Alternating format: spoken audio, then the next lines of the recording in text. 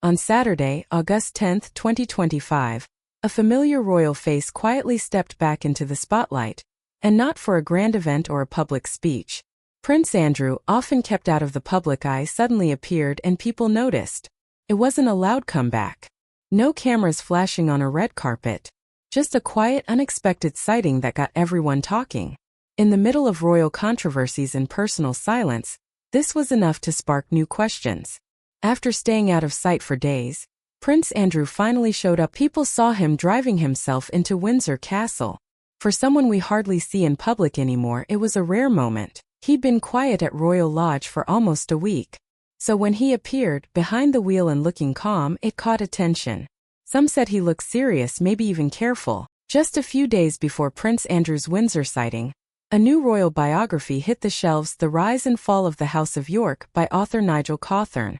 It dives deep into the life of Prince Andrew, painting a picture of a man who went from a celebrated young prince to one of the most controversial figures in the royal family. Cawthorne explores Andrew's early days, the dashing naval officer, the Queen's favorite son, and a royal who once had the world's attention for all the right reasons. But the book doesn't shy away from the scandals, mistakes, and questionable choices that slowly eroded his public image. The author, Andrew Loney, claims Prince Andrew wasn't just frustrated. He was cruel to people around him. One example.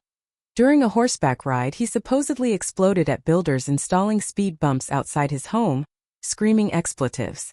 The book also says he belittled palace staff, calling one a f***ing imbecile, just for not saying titles correctly. Then there's the biggest claim. The book says back in 2013, Andrew insulted Prince Harry's wife behind his back and called her an opportunist. That didn't go well. Apparently, Harry punched Andrew hard enough to give him a bloody nose. But that explosive scene didn't happen according to Harry's team. They called it totally false, even sending a legal notice over the claim. The biography also digs deeper into Andrew's private life. Loney writes that Epstein once said Andrew was the only person I've met who's more obsessed than me. Anonymous sources then describe Andrew as a serial sex addict, with wild stories involving underage women, cash left by Epstein's staff, and access granted despite security rules.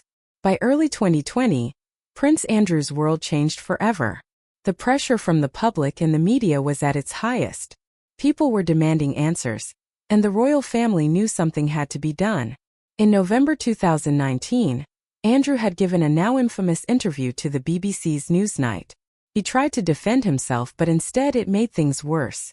Viewers called his answers strange, and even some royal supporters said it was a disaster. Just days after that interview aired, Buckingham Palace released a statement.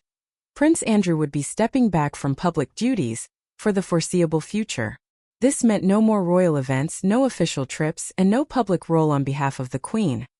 The fallout was massive. Charities and organizations that had once been proud to have him as a patron began cutting ties. Some even removed his name from their websites overnight.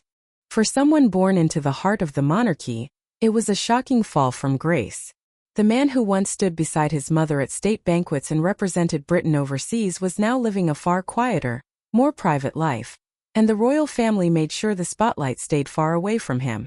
These days, Prince Andrew's life looks nothing like it did a few years ago. He keeps a very low profile, rarely appearing in public unless it's for a private family event. He spends most of his time at Royal Lodge, his home in Windsor Great Park, a large secluded estate surrounded by trees and high fences. It's the perfect place to stay out of the public eye. There are no red carpet events, no overseas tours, and no official royal duties. Even when the royal family gathers for big public occasions, Andrew is often kept in the background, away from cameras. Reports say he fills his days with quiet routines, riding his horse on the estate, keeping in touch with close friends, and spending time with his ex-wife, Sarah Ferguson, who still lives with him at Royal Lodge.